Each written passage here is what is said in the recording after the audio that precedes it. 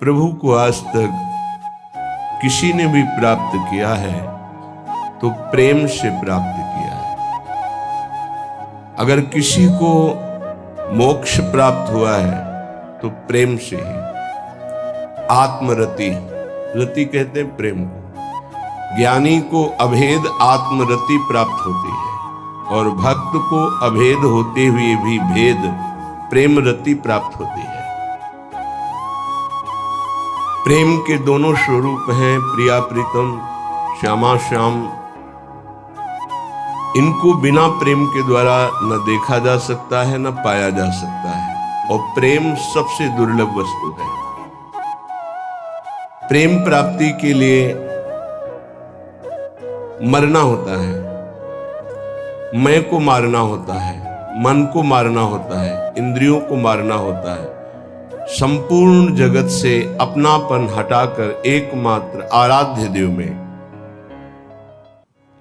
देव में जहां अपनापन हुआ तहां प्रेम होता है। अपनापन अपनी तरफ से प्रभु के लिए संपूर्ण व्यक्ति वस्तु स्थान से समेट कर वहां लगाना होता है, यही साधना होती है। फिर जो रंग आता है वो आराध्य देव की तरफ से आता है। संपूर्ण शरणागति आराध्य देव की तरफ से स्वीकृत होते ही वो दिव्य आनंद में डूब जाता है। दिव्य आनंद की प्राप्ति तक साधक को बहुत ही जलना होता है। ये जलन ब्रह्मा जी के परमेष्ठी पद में विराजमान जो सुख है उससे श्रेष्ठ है। यदि रसिकों का संग नहीं मिला तो इसकी पहचान नहीं हो पाएगी कि श्रेष्ठ सुख की जलन है या भोगों के त्याग से जो जलन हो रही है तो भोग भोग कर मिटाने की जलन है। ये रसिकों के संग से पता चलता है। जो प्रभु के लिए जलन है उसमें इतना सुख है कि ब्रह्म पद में वो सुख नहीं है, पर है। जो मैं ऐसा जानती प्रीति किए दुख होए, तो नगर ढिंढोरा पीटती अजी प्रीति न करियो कोई। मीरा जी कहे, मैं सबको बता देती कि श्री कृष्ण से प्रेम मत करना, क्योंकि ये प्रेम प्रतिपल मिले हुए भी मिलन की आकांक्षा तड़पाना, विकल कर देना, संपूर्ण वृत्ति को एकाग्र कर देना, संपूर्ण वृत्ति को रस में डुबो देना, और सतरति सतरति सा लोकांतार्यति, ऐसी सामर्थ्य प्रदान करना। आप ऐसा समझ लीजिए कि लोहे में काटने की ताकत नहीं, पर लोहा जब अग्नि में तपाकर और घन के द्वारा प्रहार किया जाता है तो वही तीक्ष्ण धार वाला अस्त्र बन जाता है। पर तपाना और तत्काल निकाल कर पानी में डालना, फिर घन की चोट पहुंचाना, फिर रगड़कर उसकी धार बनाना, तब वो अस्त्र बनता है।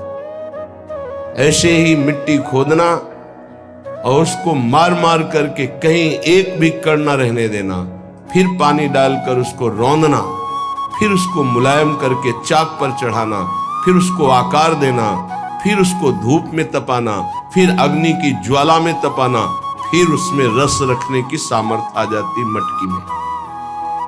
ऐसे ही जीवन उपासक का होता है। ऐसी मार पड़ती है काम क्रोध लोभ मोह मद मत्सर की, सब उसे सहना होता है। सुख दुख को समान भाव से सहते हुए, निरंतर नाम जप करते हुए, अपने नाम को बचाते हुए पचाते हुए जब आगे बढ़ता है तो प्रेम मूल यह नाम है। प्रेम प्रकाशित होने लगता है। जो सुख भगवत प्रेम में है वो ब्रह्म बोध में भी नहीं है। जो सुख भगवत रूप में है वो निर्विशेष ब्रह्म में भी नहीं है, क्योंकि निर्विशेष ब्रह्म में स्थित श्री शुकाचार्य, श्री जनक जी महाराज, श्री सनकादि, भगवान शंकर, इस सब रूप के दर्शन के लिए व्याकुल देखे गए, ये नाम जापक पाए गए, ये भगवत कथा अनुरागी पाए गए। तो निर्विशेष ब्रह्म में भी जो सुख नहीं है वो सविशेष साकार भगवान के रूप का स्वाद, ये सबसे श्रेष्ठ, ये प्रेम प्रकाशित करता है। फिर ये तो निकुंज उपासना, जो सगुण निर्गुण ब्रह्म ते न्यारो, ये तो अद्भुत प्रेम के खिलौना दो खेलत है प्रेम खेल। इसमें तो प्रेम के बिना प्रवेश ही नहीं हो सकता। प्रेम दुर्लभ वस्तु है, ये प्रेमी जनों के द्वारा ही प्राप्त होता है। जो भगवत प्रेमी महात्मा हैं, उनके संसर्ग से, उनके परमाणुओं से, उनकी दृष्टि से, उनके वचनों से इस प्रेम मार्ग का हृदय में स्थापन होता है, प्रेम मार्ग में चलना होता है, प्रेम को प्राप्त करना होता है। बिना रसिकों के संग के रंच प्रेम का प्रादुर्भाव नहीं हो सकता, चाहे जितनी बड़ी साधना कर रहा हो कोई। रेमन रसिकन संग बिन रंच न उपजय प्रेम। प्रेम, इसमें बहुत सहनशीलता चाहिए। बड़ी वस्तु प्राप्ति के लिए छोटी वस्तु में कहीं राजी ना हो जाए, पहली शर्त। जैसे किसी को 1 अरब रुपया चाहिए, 100 रुपया दिया जाए तो कैसा लगेगा? उसे बुरा लगेगा। क्या होगा इससे? हमारी तो बहुत बड़ी संख्या है, मांग हमारी बहुत बड़ी है। ऐसे ही भगवत प्रेम प्राप्ति के मार्ग के उपासक को ब्रह्म पद, देवराजेंद्र का पद और सम्राट पद, योग की सिद्धियां और मोक्ष पद, ये भी बहुत ऐसे लगता है 100 रुपये के समान। 1 अरब की प्राप्ति वाले को जैसे 100 रुपया, ऐसे ही प्रेम प्राप्ति वाले को ये सब लगता है। इसलिए कह रहे मुझे ये नहीं चाहिए। दीयमानम न गृह्णन्ति, देने पर भी वो नहीं लेते। बिना मत सेवनम जना, बिना मेरी सेवा के वो ये परम पद भी नहीं चाहते, मोक्ष भी नहीं चाहते। इसलिए पहले तो उपासक को ये समझना है कि हमें चाहिए क्या। भोग मिला, भोग भोग लिए, जैसी वृत्ति हुई वैसे ही चल दिए, जैसा मन आया वैसे ही क्रीड़ा कर रहे हैं। तुम्हारा लक्ष्य क्या है? प्रेम। इतना महंगा है प्रेम, प्राण दिए यह प्रेम न पइए, ऐसो महंगो आय सखीरी। तुम इतने सस्ते बिक जाते हो। रसेंद्री के भोग, जनेन्द्री के भोगों में अपना लक्ष्य भूल जाते हो। तुम प्रेम प्राप्ति कैसे कर पाओगे? जो भूमा सुख का अधिकारी बनना चाहता हो, अल्प सुख का त्यागी होता है। जो अल्प सुख में रमण करने लगता है, भूमा सुख के अधिकार को खो देता है। भूमा सुख परमात्म सुख। जिसकी बुद्धि इतनी प्रवीण है कि हमारा लक्ष्य है प्रेम, तो प्रेम के आगे कुछ नहीं, कुछ नहीं चाहिए, प्रेम चाहिए। वो उपासक बिना किसी हिचक के, बिना किसी भय के, बिना किसी प्रलोभन के वो भगवत प्राप्ति कर लेता है। वो प्रेम प्राप्ति के बस दृढ़ निश्चय चाहिए। फिसलना नहीं है, ये ले लो, ये ले लो, नहीं नहीं, मेरा तो लक्ष्य प्रेम है, इससे क्या होगा। पर ऐसा नहीं है। वो प्रेम तो बाद में मिल ही जाएगा, पहले हमें भोग भोग लेते हैं। बस यही त्रुटि जीवन को नष्ट कर देती है। यही कमी हमारी हमको आगे नहीं बढ़ने देती। नहीं, परमार्थ में थोड़ा भी नाम जप करने वाला, थोड़ी भी साधना करने वाला, उसको अनुभूतियां होने लगती है। चल चला चल राह में अनुभूतियों का ले सहारा, कौन तेरा साथ देगा, व्यर्थ में किसको पुकारा।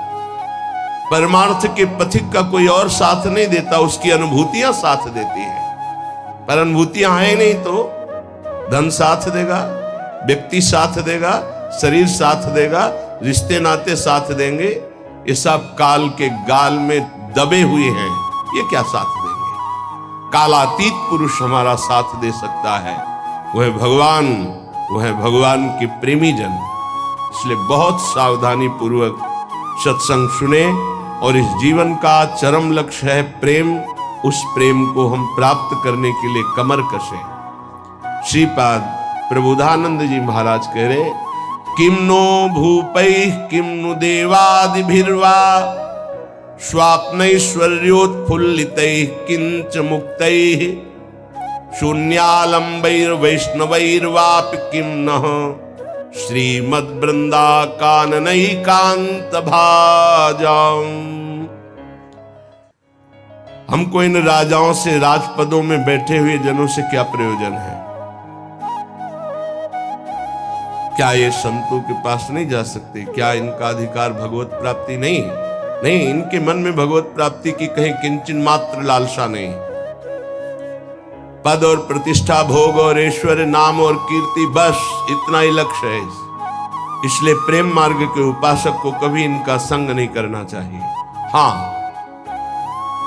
कोई महाभागवत और पद पर विराजमान और भगवत भजन में लगा हुआ, भगवत प्राप्ति की लालसा वाला, उसका हृदय से स्वागत करना चाहिए। ऐसा नहीं कि कोई हो ही नहीं सकता। अम्बरीश जी महाराज चक्रवर्ती सम्राट और महाभागवत, बड़े बड़े महाभागवत राजा हुए। दशरथ जी महाराज चक्रवर्ती सम्राट, वैसे महाभागवत कि भगवान उनके पुत्र श्री राम के रूप में आए। तो जो भगवान से विमुख है, केवल पद का ही अभिमान रखता है, राजपने का अभिमान रखता है, भोग ऐश्वर्य में घमंड में है, ऐसों का संग कभी भक्त को नहीं करना चाहिए। अभिमानिन ते न्यारे, भूत भविष्य लोक 14 में भये होए हरि प्यारे, तिन तिन सो व्यवहार हमारो, अभिमानिन ते न्यारे। किमनो भूपई, मुझे क्या प्रयोजन है। एक ब्रज के भक्तों के चरित्र में आता है, एक संत की कुटिया पर राजा दर्शन करने के लिए गए तो वो भिक्षा मांगने गए। दूर से उन्होंने देखा बड़ा राजा का वैभव, हाथी घोड़ा, लोगों से पूछा है क्या है? बोले राजा दर्शन के लिए। भागे और गांव में गए और कहा हमारी कुटिया में आग लग गई है, जल्दी बचाओ, जल्दी बचाओ। गांव के लोग भागे, वहां गए तो देखा राजा समझ गए। उन्होंने हाथ जोड़ा और कहा महाराज क्षमा चाहते हैं, पर वो महाराज तो भाग गए, ऐसा कहकर वो दर्शन नहीं देंगे, आप चले जाइए यहाँ से। यदि आप अपना मंगल चाहते हैं तो महात्मा को कष्ट मत दीजिए, वो आपसे मिलना नहीं चाहते, आप चले जाइए यहाँ से। वो चले गए। किम भूपई, मुझे क्या प्रयोजन है। जो राजपद के अभिमान में है, किसी भी पद में, उससे क्या प्रयोजन है। अगर अभिमानियों का संग होगा तो अभिमान जागृत हो ही जाएगा। अभिमानियों का, पदाभिमानियों का संग होगा तो भगवद आश्रय छूट ही जाएगा पक्का। ले लो हमारा फोन नंबर, मैं तो आपकी आज्ञा पर चलूंगा, आप केवल फोन कर दीजिए, सब ठीक हो जाएगा। मर गया साधन। जीवन में अन्य आश्रय आना अपनी साधना से भ्रष्ट हो जाना है। एक भरोसो, एक बल, एक आस विश्वास, एक राम घनश्याम हित चातक तुलसीदास। एक ही भरोसा, एक से ही आशा, एक से ही विश्वास, एक से ही संबंध हमारा मात्र आराध्य देव, बस। अन्य का कहीं आश्रय हुआ तो उपासक गिर जाएगा, पक्का गिर जाएगा, और गिरते हुए देखा है। श्रीपाद प्रबोधानंद जी महाराज कह रहे, नु देवादि भिरवा, मुझे इन देवताओं से भी क्या प्रयोजन है। श्रीमद् भगवत गीता जी में भगवान कहते हैं, भूतों को पूजने वाले भूतों को प्राप्त होते हैं, देवताओं को पूजने वाले देवताओं को प्राप्त होते हैं। तो देवलोक स्थायी लोक नहीं है, स्वाप्निक है। देवादिभिर्वा स्वप्नैश्वर्योत्फुल्लितैः, जैसे स्वप्न में आप पहुंच गए, बहुत सुंदर मकान, बहुत सुंदर सुंदरियां, भोग ऐश्वर्य, जब जगे तो कुछ नहीं, ऐसे स्वप्न का विलास स्वर्ग है। एक अच्छा सुखद स्वप्न, जहां पुण्य खत्म हुए, मृत्यु लोक के विसंति, आग खुला, कुछ नहीं। इसलिए मुझे देवताओं से भी क्या प्रयोजन है। क्या दे देंगे? क्या भगवान की प्राप्ति करा सकते हैं? क्या भगवत प्रेम दे सकते हैं? नहीं, नहीं दे सकते। इसीलिए कहा गया, बड़े भाग मानुष तन पावा, सुर दुर्लभ सद ग्रंथन गावा। ये देवताओं को भी दुर्लभ है मनुष्य देव, क्योंकि इससे हम भजन करके भगवान को प्राप्त कर सकते हैं, वो नहीं। श्रीपाद करे शून्यावलंबीर, कुछ आराधना करने वाले ऐसे हैं कि शून्य की उपासना करते हैं। अरे ध्यान ही करना है तो सच्चिदानंद भगवान के नाम रूप का ध्यान करो, समय सार्थक हो जाएगा। किम वैष्णवैर्वापि, वैष्णव धाम वैकुंठ से भी हमारा क्या प्रयोजन है। ये तो सखाओं को पसंद नहीं आया। जब सखाओं ने जाना, नंद बाबा को वरुण के पार्षद ले गए थे, और श्री कृष्णचंद्र जो जब उनको मुक्त कराने के लिए गए तो जो लोकपाल वरुण ने साष्टांग दंडवत की और अर्घ पूजा और उपासना वो नंद बाबा ने देखी। मेरे लाला को बड़े बड़े देवता लोकपाल दंडवत कर रहे हैं। और स्तुति जब की तो सुना नंद बाबा ने, तो आके ब्रजवासियों से बताया मेरा लाला तो भगवान है। सखाओं ने कहा क्यों कन्हैया तू भगवान है? बाबा कह रहे थे तू भगवान है। तो भगवान है तो वैकुंठ दिखा। भगवान श्री कृष्णचंद्र जो मुस्कुराए अपने भोले सखाओं की बात सुन, तो ये ब्रह्म हृदय है, स्नान करो इसमें, फिर हम तुम्हें वैकुंठ का दर्शन कराएंगे। जी ही डुबकी लगाई पहुंच गए वैकुंठ। वहां भगवान की दिव्य चतुर्भुज पार्षद और दूर सिंहासन में इंद्र नीलमणि कांति चतुर्भुज भगवान श्री के सहित विराजमान है, लक्ष्मी जी के सहित विराजमान। वो कांप गए वैभव देखकर। पार्षदों ने रोक दिया। अरे बोले मुझे ऐसे के पास जाना ही नहीं, मेरा कन्हैया तो सिर्फ मेरा है। और एकदम व्याकुल हुए कहा नहीं चाहिए मुझे वैकुंठ।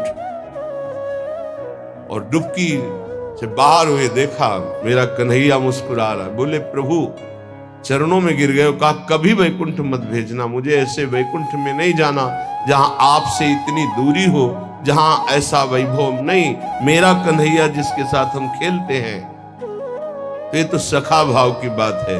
फिर ऊपर के भाव में कौन स्वीकार करेगा ऐसे वैभव को? वैकुंठ के भी वैभव को नहीं स्वीकार करना। ना श्रीमत ना किसी वैभव ऐश्वर्य सिद्धियों को स्वीकार करना।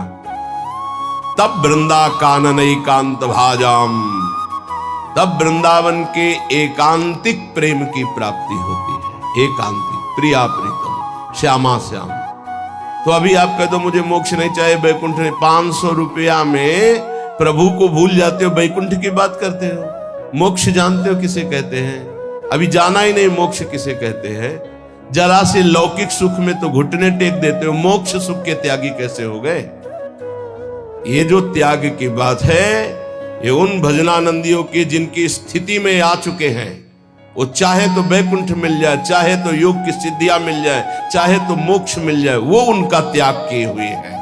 पहले मर्त सुखों का तो त्याग कर दो, मृत्यु लोक के सुखों का तो त्याग करो अंदर से, तब ऊपर के सुख अपने आप तुमको दिखाई देने लगेंगे। श्रीपाद कह रहे हैं शम सर्वेषाम प्रयासेन दात्री द्वित्रैकांति प्रेम पात्रैक पात्री आनंदात्मा शेष सत्वा निधात्री श्री वृंदाटव्यस्तु मेन्धस्य धात्री। आयास प्रयास से जो सुख मिलता है वो अल्प होता है।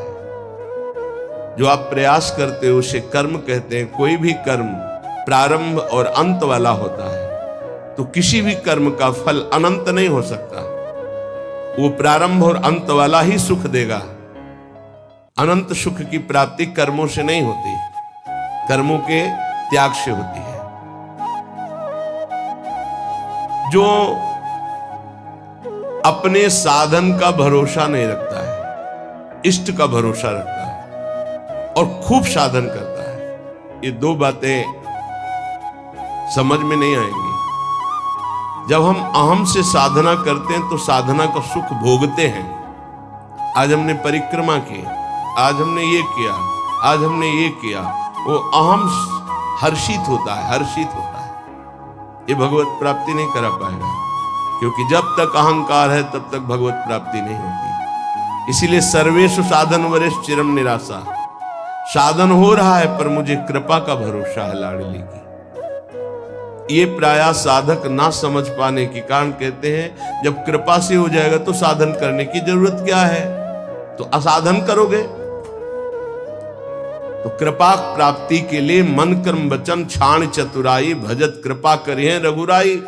मन कर्म वचन त्रिशुद्ध सकल मत हम श्री हित हरिवंश उपासी। वृंदावन में विराजमान सहचरियों के मध्य में प्रिया प्रीतम की रात दिन सेवा भजन उपासना परिक्रमा ये सब कर रहे हैं, पर हमें भरोसा लाडली का है, अपने साधन का नहीं है। इस साधन से लाडली मिलेंगी ऐसा नहीं है, नहीं, ये तो सब हो रहा है उनकी कृपा से, पर मुझे भरोसा है मेरी लाडली अपनी कृपा से मुझे मिलेंगी। ये जल्दी समझ में नहीं आता, जब तक अहंकार है समझ में नहीं आएगा, आगे समझ में आ जाएगा। करते रहो, जब कृपा हो जाएगी, अहंकार गलित होगा, तब ऐसा अनुभव होगा। तो दुत्रैकांति, 2 या 3 ऐसे लोग पाए जाते हैं। भाव समझना, कह रहे पूरे विश्व में ये बहुतायत अंगुलियों से नहीं गिने जाते प्रेमी जन,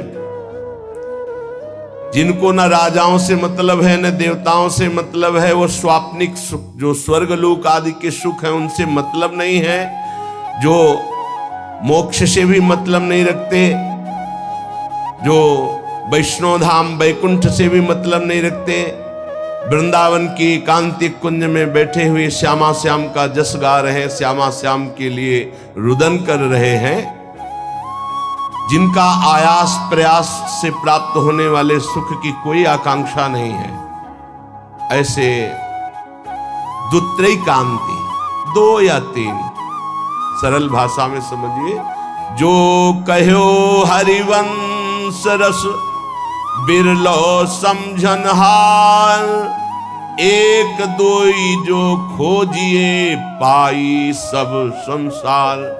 संपूर्ण संसार में 1 2। एक बार भगवान वल्लभाचार्य जी से उनके एक प्रिय धनी शिष्य ने कहा, आज हमारी इच्छा है कि 100 विद्वान ब्राह्मणों को भोजन कराएं। बोले बहुत सुंदर, यदि एक 12 तिलकधारी कंठीधारी आचार्य परंपरा से युक्त वैष्णव को पवा दो तो 100 ब्राह्मणों को पवाने का फल प्राप्त हो जाएगा। ओहो, ऐसा वैष्णव की, तो प्रभु हम 100 वैष्णव पवाएंगे। तो उनका एक अश्रुपूरित, आंखों से अश्रु बह रहे, शरीर पुलकित है, कंठ गदगद है और नाम में रत है, ऐसे प्रेमी महाभागवत को पवा दो तो 100 वैष्णवों के पवाने का तुम्हें फल प्राप्त होगा। तो बोले भगवान 100 प्रेमियों को पवा देते हैं। तो वल्लभाचार्य जी के आंसू आ गए, प्रेमी 100 नहीं, प्रेमी तो 1 2 ऐसे मिलते हैं। कैसे प्रेमी? यहां शर्त है, जिनका ना राजाओं से प्रयोजन है, ना देवताओं से प्रयोजन, ना वैकुंठ से प्रयोजन है, ना मोक्ष से प्रयोजन, केवल प्रियालाल के लिए तड़प रहे गदगद सुर, नैना सजल दंपति रस रहे भीन, ईगति वृंदा विपिन में फिरे प्रेम तल्लीन। ऐसे प्रेमी जनों का सानिध्य और दर्शन, ये विशेष भगवान की कृपा होती है, विशेष कृपा। श्रीपाद कह रहे दुखान्येव सुखानि, ये प्रेम प्रेम, विद्य यशो जानी कीर्तिम परा, मन्ने था अधमश्च दुष्परिभवान सम्मानवत् सत्तमयी, दैन्यान्येव महाविभूतिमति सल्लाभान लाभान सदा, पापान्येव च पुण्यमस्ति यदि ते वृंदावनम जीवनम। अगर प्रेम प्राप्ति करना है तो दुखों को गले लगाना सीखो, सच्ची कहते हैं। फिर हृदय की बात कहते हैं, जब सब दुख एक साथ घेरते हैं तभी प्रेम के सहने की सामर्थ्य आती। ध्यान रखना, इस प्रेम को भयानक विपत्ति और रोगों से युक्त करके ही सहा जा सकता है, अन्यथा नहीं। ये सबकी समझ में नहीं आएगा, भयभीत मत होना। इसका समन ही होता भयानक कष्ट में। भयानक कष्ट की स्थिति में ही प्रेम का समन होता है। वो चाहे जैसे स्वस्थ शरीर वाला हो, जहां प्रेम का प्रादुर्भाव होगा, भारी बाहरी विपत्ति और आंतरिक, तभी वो प्रेम का समन होता है, उसका पारा चढ़ता है और भगवान को अधीन कर लेता है। लिखा पढ़ी की बात नहीं कह रहे, हृदय की बात कह रहे। वैसे भी भगवान ने युधिष्ठिर जी से कहा, जिस पर मैं परम कृपा करता हूं उसका सर्वनाश कर देता हूं। चाहिए परम कृपा? जिस पर परम कृपा करता हूं सर्वनाश कर देता हूं, ये शब्द है। क्या सर्वनाश करता हूं? धन का अपहरण कर लेता हूं, स्वजनों का अपहरण कर लेता हूं, कोई उससे बात नहीं करेगा, किसी काम का नहीं रह जाएगा। तब उसका सीधा अर्थ भाव मेरे से होता है और फिर मैं उसे निहाल कर देता हूं। हिम्मत हो तो कूदो अखाड़े पे। नारायण अति कठिन है हरि मिलन की बाट, या में पग पीछे धरे प्रथम शीश दे काट। तो आप कहोगे फिर भक्ति करना ही नहीं, यहां चरम सीमा की बात प्रेम की हो रही। श्री कृष्ण का प्रेमी ऐसा वैसा नहीं होता, टिकली बुंदा वाला नहीं होता, चूड़ी भांगरा वाला नहीं होता, वो परमहंस होता है। इनसे श्री कृष्ण रीझने वाले नहीं। चमड़े की चिकनाहट से अज्ञानी रीझता है, ज्ञानी नहीं, वो तो ज्ञान समुद्र है सच्चिदानंद। ये जो बहुत बुरी तरह से है, वो तो अपने सब दर्शन होते हैं। जब सुबह मंगला में आते तो सब प्रकार के भगवान के दर्शन होते, विराट रूप के, छोटा बड़ा मंझोला रुद्र प्रेमी सब तरह के दर्शन होते हैं। उसमें जैसे अब वो जो लाल लाल ऐसे तो बहुत ही बुरा लगता है, ऐसे तो धो के मुंह खड़े हो जाते तो अच्छा लगता है। अरे इस शरीर को सजाने से श्री कृष्ण मिलते हैं भैया। बढ़िया रज यमुना किनारे के मुंह में लगा के आते तो दर्शन मात्र से हृदय शीतल हो जाता है, निष्पाप हो जाते हैं ऐसे दर्शन से। जैसे कुछ साधक ऐसे करके ऐसे दर्शन मात्र से निष्पाप हो जाओ, क्योंकि वो रज लगी जो शिव शनकादि की याचना करते हैं। कुछ ऐसे उपासक जिनको कहते हैं कि रज लगाइए मस्तक पर भरकर, तो उनको बेइज्जती लगती है। ऐसे पतला और गोरा चिकना शरीर रख लो, इसको रखे रहना, इसकी दुर्दशा होगी। अभी नहीं मान रहे हो ना? ये बाल तो नहीं मुड़वा सकते, बाल नहीं, एक भी शरीर का कोई अंश तुम्हारा ठीक नहीं बचेगा, आग लगा दी जाएगी इस शरीर में जितना दुलार करते हो। मान ले अभी मान लो तो जान जाओगे तो पा जाओगे, फिर कुछ पाना बाकी नहीं रहेगा। मान लो इस चमड़ी और दमड़ी से जिसने अपनी प्रीति हटा दी वही प्रिया प्रीतम से प्रीति कर पाता है। रुपया, भोग, शरीर, यही बाधक है भगवत प्राप्ति में, यही समझना है। दुखान्य व सुखानि, इस मार्ग का उपासक दुख को सुख मान करके चलता है। ये बहादुरों का मार्ग है। हम तो धन्यवाद देते हैं कि आप ऐसा सत्संग सुन रहे हैं, नहीं तो प्राय इतना दान करो तो ये मिलेगा, इतना करो तो ये मिलेगा, यही सुनने के लिए तैयार है। लेकिन ये आप सुन रहे हैं, हमारे ऊपर बड़ी कृपा कर रहे हैं, क्योंकि आप सुन रहे हैं तो सुनाने का उत्साह बढ़ रहा है, नहीं इसे सुनने की योग्यता खो दी है। आज हमारी समाज सत्य सुनने की योग्यता खो दी है, क्योंकि अंदर मनमानी आचरण तो कौन सुनेगा इनको। शास्त्र रखे के रखे रह जाते हैं। सुनाने वाला चाहता है आपका मनोरंजन, हो आप चाहते हैं अपने मन का मनोरंजन। दोनों के तार मिल गए तो तालियां बजती हैं। यहां तालियां नहीं बजा सकते हो, यहां मन को बजाना पड़ेगा, यहां मन को भंजन करना पड़ेगा। और यहां बैठ के सुन रहे हो, इसका मतलब बड़ी कृपा है आपके ऊपर। जब द्रवई दीन दयालु राघव तो साधु संगति पाइए। दुखान्येव सुखानि विद्य अपयशो जानी ही कीर्तिम पराम। ध्यान से, प्रेम मार्ग के उपासक को जब दुख मिलता है तो सुख की प्राप्ति होती है। पक्का पर यह समझ में नहीं आएगा। भारी जब दुख की, आप क्या समझते हैं, भारी दुख की स्थितियों को देखा गया, तब जाकर के उस परम सुख में चढ़।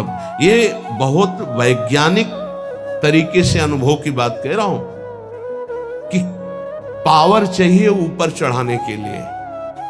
जैसे कोयला झोंका जाता है, उससे अग्नि बनती थी, तब इंजन में पावर से वो रेल चलती थी। बाष्प भाप जो है बटलोई के ढक्कन को उठा दिया, उसके ऊपर उसने 100 ग्राम वजन में उसको उठा दिया, फिर आधा किलो वजन रखा, उसको उठा दिया।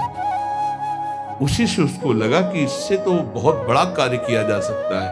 तो ये कक्षा 4-5 की कक्षा में पढ़ाया गया था कि वो इंजन का निर्माण किया, कोयले की इंजन, उसी से रेल बनी, उसका हमें नाम स्मरण नहीं, जेम्स वाट, हाँ ऐसे कुछ नाम। ऐसे ही आप बिल्कुल बिल्कुल ऐसे ही समझिएगा, जब साधक के जीवन में दुख की भारी चारों तरफ, तो उसकी अध्यात्म शक्ति जागृत होती है, हर भरोसा टूट जाता है, एक भरोसा केवल श्री भगवान का, तो वो पावर से उसके मन की गति परमात्माकार हो जाती है। इसीलिए कुंती जी बहुत सोच समझ के कह रही, मुझे पग पग पर दुख चाहिए, क्योंकि दुख में तुम्हारे सानिध्य का अनुभव होता है। हम कृपा मनाते हैं, भगवान की कृपा मनाते हैं कि इसने वो बाजी जितवा दी जो कभी साधना में नहीं जीत सकते थे, कभी नहीं, कभी नहीं। ये खुद निज अनुभव ये कहूं खगेशा, वो भगवान ने जिता। इसीलिए बड़े बड़े महापुरुषों के चरित्रों को पढ़ के देखो, प्रतिकूलता का जाल बिछ जाता है उनके जीवन में। भगवान ऐसा क्यों करते? अध्यात्म की जितनी ऊंचाई पर चढ़ा हुआ महापुरुष है, उतनी भारी कसौटी कसी गई। संपूर्ण आश्रय भरोसे सबका नाश होकर एक भरोसा केवल प्रभु, वहीं जो दिव्यता होती वो वहीं हो। ये पढ़ने से लिखने से साधन, यह गुण साधन ते नहीं हुई, तुम्हारी कृपा पाव कोई कोई। यदि तुम्हारे जीवन में विपत्ति दुख और संकट घिर जाए तो भगवान को कोसना नहीं, इसलिए बता रहे हैं ये वो स्थिति प्रदान करने के लिए है जो तुम कभी किसी साधना से नहीं प्राप्त कर सकते। दुखान्य और सुखानी, जब दुख आए तो जान लेना कि सच्चे सुख की प्राप्ति का अवसर आ गया है। एक श्रीमद् भागवत में प्रसंग है तितिक्षु ब्राह्मण का। उसने कभी भी धर्म नहीं किया था, जीवन भर धन कमाया, परिवार का खूब विस्तार था, कंजूस स्वभाव का था, खूब पैसा एकत्रित करता, परिवार को भी नहीं सुख सुविधाएं देता, ना स्वयं लेता। जब हम धर्म नहीं करते हैं तो एकत्रित किया हुआ धन विविध प्रकार से नष्ट हो जाता है। इसलिए बुद्धिमान वही है जो अपने धन का सदुपयोग कर ले। जमा करना केवल उसका लक्ष्य नहीं, उसका सदुपयोग होना। धन्य है जिन्होंने धन का सदुपयोग कर लिया। उसने सदुपयोग भी नहीं किया, ना तो शरीर में, ना देवी संपदा की प्राप्ति में, ना किसी धर्म में। अचानक आग लग गई, धन नष्ट हो गया। परिवार वाले वैसे ही घृणा करते थे क्योंकि सुख सुविधा सब छोड़ दिए, उसे निकाल दिए घर से। संपत्ति का नाश, कोई मित्र नहीं, कोई व्यवहारी नहीं। बड़ी अद्भुत घटना श्री कृष्णचंद्र जी उद्धव जी को सुना रहे। अब उसके मन में आया कि अरे पूरा जीवन जिस परिवार के लिए कोई मेरा नहीं, जो धन कमाया वो तो भस्म हो गया, अब क्या? शरीर तो वृद्ध है, अब क्या? तो हाथ उठाया और कहा, हे भगवान, अगर मेरी आयु अब कुछ भी है तो आज से मैं संकल्प लेता हूं मेरा जीवन आपके लिए। और इतना बड़ा महात्मा हुआ कि भगवान उसका यश गा रहे, पर देख लो उसके लोग उसको थूकते, पीटते, मारते, उसको सह करके वो ऐसा ब्रह्म ऋषि बना। भागवत में उसकी चर्चा है। दुख भगवान की प्राप्ति निश्चित करा देता है यदि आप उबे ना तो। श्री स्वामी ओंकारानंद सरस्वती जी महाराज कह रहे थे, मेरे अंदर कोई भजन की कभी वृत्ति नहीं थी। मैं एक कपड़े का व्यापारी, नई अवस्था, आसपास कपड़े की दुकान थी, मेरी दुकान ज्यादा चलती थी। उन लोगों ने हमसे द्वेष कर लिया और रास्ते में घेर करके हमें बहुत मारा, जूतों से, थप्पड़ से, खून खच्चर कर दिया। जब मैं घर गया कपड़े भीजे हुए खून से, परिवार वाले बहुत रोए कि ऐसा मैं कुछ किसी से सह गया। पर उन लोगों में एक था बहुत ही दुष्ट, उसने 2-3 दिन बाद फिर अकेले मुझे मारा। तब मेरे दिमाग में आया कि कब तक पिटता रहूं, अब इसको मैं मारूंगा। तो व्यापारी था ही, मैंने करौली खरीदी, उन्हीं की बिल्कुल यथावत शब्द, करौली खरीदी, और रास्ते में जहां मुझे पीटा था वहीं खड़ा हो गया। अब वो तो पीटने वाले थे, उनको डर तो था नहीं, उनको पता नहीं था कि मैं किस भाव में खड़ा हूं। जे भी हुआ है मैं दौड़ पड़ा, मार करौली, उनको मार डाला, उसको मार डाला, और मार करके मैं कोतवाली पहुंचा और वहां आत्मसमर्पण कर बिना किसी गवाही के, मेरी ही गवाही में मुझे तन्हाई की सजा दी गई। जब तक न्याय ना होगा तब तक तन्हाई की सजा। और उसमें था कि आसपास कीलें लगी थी, बस केवल खड़े हो सकते हो, बैठ सकते हो, ना इधर ना इधर, बिल्कुल सीधा। जब वहां पहुंचा तब सोचा कि अरे ब्राह्मण के घर जन्म मिला और ये जीवन ऐसे कटेगा, ये तो भारी पाप हो गया हमसे। बस हाथ उठाया उसी तन्हाई में और कहा, एक बार मुझे अवसर दिया जाए, हे परमात्मा, हे परमेश्वर, मैं आजीवन आपका भजन करूंगा।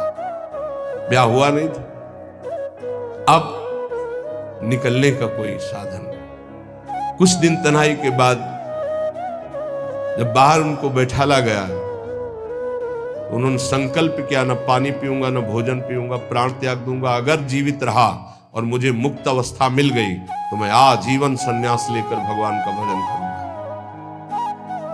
ऑफिसर आते, डंडे से मारते, थप्पड़ मारते, लातों से मारते, पर ना मैं बोलता, ना मैं पानी पीता, ना भोजन करता। दृढ़ संकल्प। अब ये चर्चा का विषय बन गया तो बोले बड़े अधिकारी कोई थे, वो आए और कहा हम एकांत में इससे बात करें।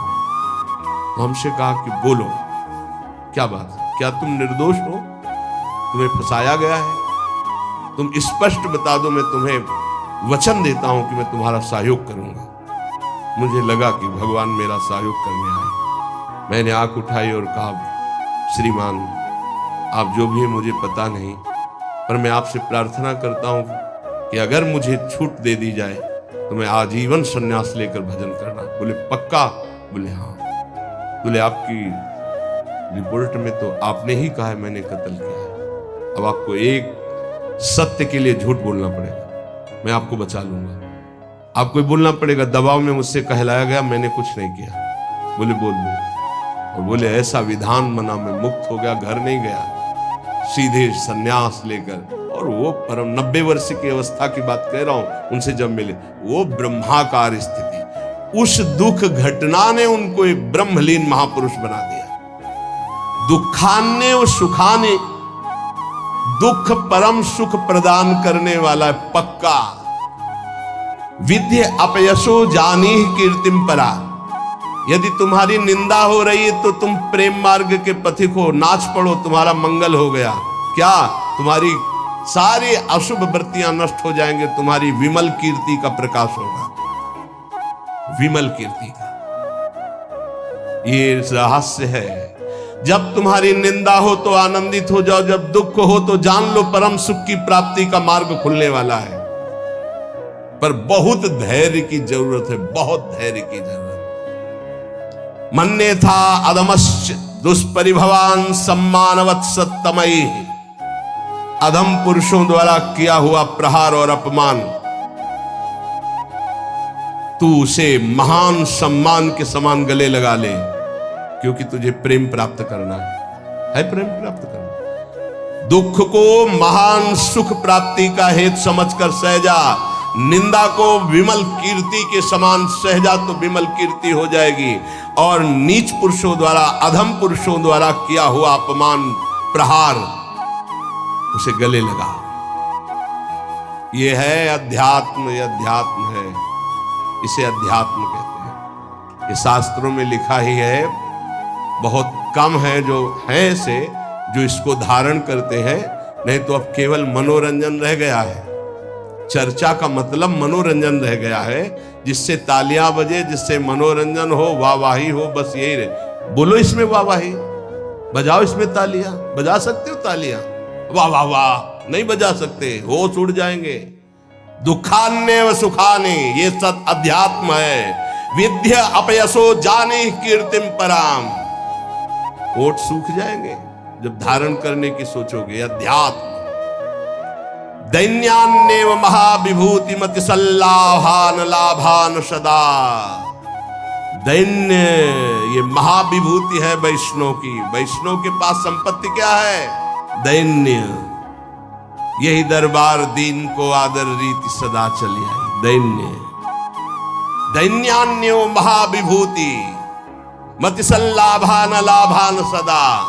अलाभ को परम लाभ जानकर दैन्य भाव से मान अपमान दुख सुख जो भी परिस्थिति निंदा स्तुति सबको चीरता हुआ जो नाम जप करता हुआ आगे बढ़ता है, तो कह रहे वृंदावनम जीवनम, उसके जीवन में दिव्य वृंदावन का प्रकाश हो जाता है।